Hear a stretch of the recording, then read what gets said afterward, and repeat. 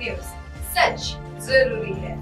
यह है MNS news network और आप देख रहे हैं एमएनएस न्यूज टीवी। मैं हूं आपके साथ सोनल। तो आइए देखते हैं आज की कुछ खास खबरें।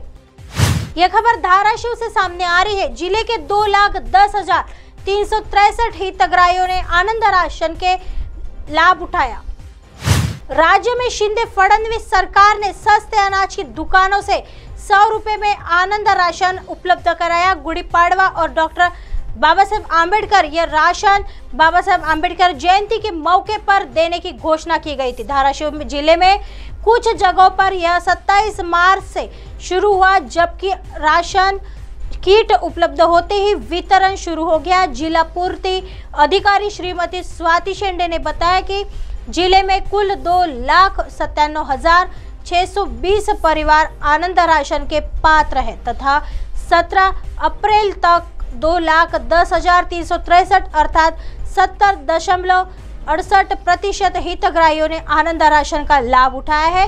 यह अभी भी वितरित किया जा रहा है और बाकी हितग्राही यह राशन अपने सस्ते अनाज की दुकानों से ले। इसके लिए कोई महीना, दिन या सीमा नहीं है, लेकिन उन्होंने दिक्कतों से बचने के लिए जल्द से जल्द राशन लेने की अपील की है। उस्मानाबाद जिल्ह्यामध्ये एकूण 2,97,620 एवढे किट आपण शिधापत्रिकाधारकांना मागणी केलेली आहे। त्याच्यामध्ये अंत्योदय, त्याच्यानंतर प्राधान्य कुटुंब लाभार्थी आणि एपीएल शेतकरी असे सर्व लाभार्थी त्याच्यामध्ये समाविष्ट आहेत। आणि आता 27/4/2023 पर्यंत एकूण 2,10,363 एवढे किट आपण लाभार्थ्यांपर्यंत पोहोचवलेले आहेत। म्हणजे साधारण 70.68% एवढ्या लोकांनी त्या किटचा लाभ घेतलेला आहे। याची सुरुवात 27 मार्चपासून जिल्ह्यामध्ये वाटपाचं काम चालू झालेलं आहे आणि लाभार्थ्यांनी जे उर्वरित लाभार्थी आहेत ज्यांनी किट घेऊन गेलेले नसतील तर त्यांना जोडलेल्या शिधापत्रिका धारकांना मी असं आवाहन करते की त्या स्वस्त धान्य दुकान ज्यांना त्यांचे कार्ड जोडलेले आहे तिकडून त्यांनी आपापली शिधाजिन्नस घेऊन जावे आणि ह्याला कोणत्या तारखेचे बंधन नाही आहे। त्याच्यामुळं असं जर कोणी प्रचार वगैरे केला असेल किंवा जर संभ्रम लोकांमध्ये असेल तर तो ह्याद्वारे आपण एक आवाहन करतो लोकांना की ह्याच्यामध्ये टाइम लिमिट कोणतीही नाही आहे।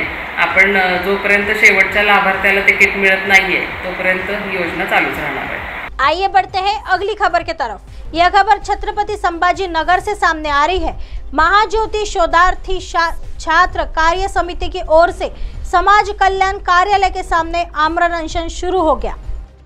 सरकार द्वारा 1 मई को जारी विज्ञापन में शोधार्थियों को विश्वविद्यालय में पंजीकरण की तिथि से छात्रवृत्ति प्रदान करने के उद्देश्य से एनसीसी सरकार ने महाज्योति शोधकर्ता छात्र कार्य समिति की ओर से समाज कल्याण कार्यालय के समक्ष आमरण अनशन शुरू किया है। 2022 में महाज्योति संस्थान ने 1 मई 2022 को विज्ञापन जारी किया था। इस विज्ञापन की पूरी प्रक्रिया को पूरा करने के बाद 1236 छात्रों को योग्यता प्राप्त हुई थी। साथ ही 13 दिसंबर 2022 को पात्र विद्यार्थियों को पुरस्कार पत्र दिए गए। यह पुरस्कार पत्र निदेशक मंडल द्वारा अनुमोदन की तिथि अर्थात 1 नवंबर 2022 के बजाय पंजीकरण की तिथि से दिया जाएगा। इस निर्णय के कारण शोध छात्र के पंजीकरण की तिथि और वित्त पोषण की तिथि के बीच 1 वर्ष का अंतर है। विशेष रूप से महाज्योति संस्था का कहना है कि फेलोशिप 5 साल के लिए है। दरअसल यह स्कॉलरशिप 4 साल के लिए ही मिलती है। इससे शोधार्थियों को शैक्षणिक व आर्थिक नुकसान हो रहा है। अध्यक्ष बलिराम चौहान जी ने जवाब दिया कि आज हम इस अतिरिक्त छात्रवृत्ति के प्रभावी क्रियान्वयन के लिए समाज कल्याण कार्यालय के सामने आमरण अनशन कर रहे हैं। आमची मागणी आमचं 2021 रजिस्ट्रेशन आहे PhD साठी, तर आम्हाला नोंदणी दिनांकापासून फेलोशिप मिळावी ही आमची प्रमुख मागणी आहे। आणि जी नोव्हेंबर 2022ला आम्हाला मंजूर झाली तर त्या सगळ्या विद्यार्थ्यांना हे मंजूर नाही आहे की त्यांनी आम्हाला नोंदणी दिनांकापासूनच द्यावी ही आमची प्रमुख मागणी आहे। यासाठी म्हणून आम्ही अनेकदा अर्ज, निवेदन, विनंत्या देऊन थकलेलो आहोत।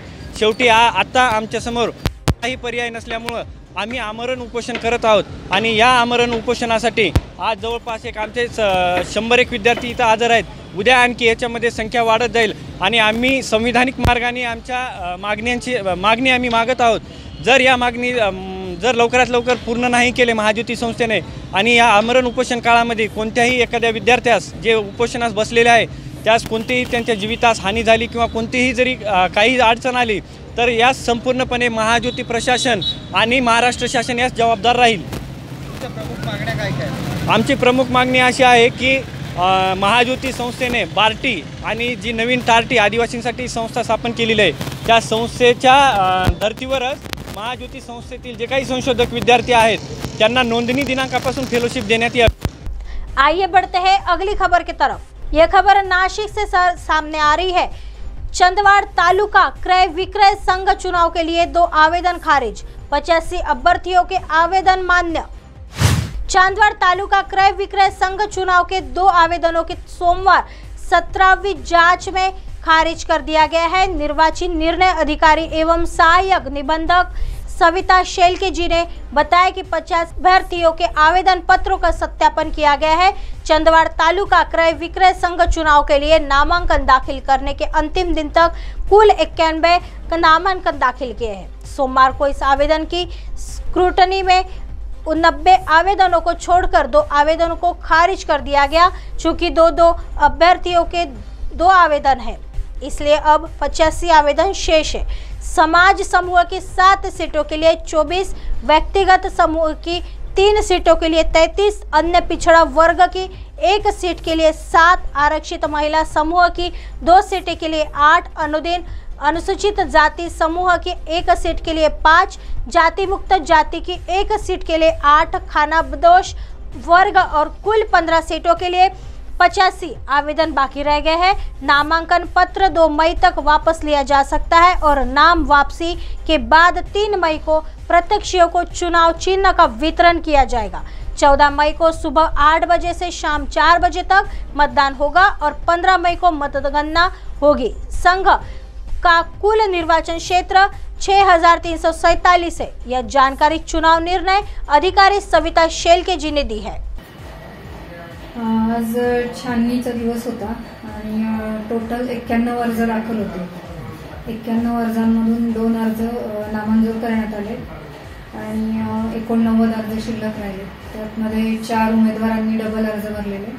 अशा प्रकारे एकूण 85 उमेदवारांचे अर्ज वैध झालेले आहेत। आता कोणकोणत्या गटात किती शिल्लक आहे? सोसायटी गटामध्ये एकूण 24 नामनिर्देशन पत्र शिल्लक आहे।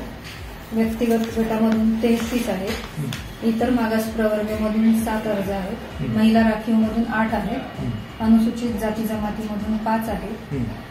विमुक्त जाती भटक्या जमाती किंवा विमाप्रमधून 8 अर्ज आहेत।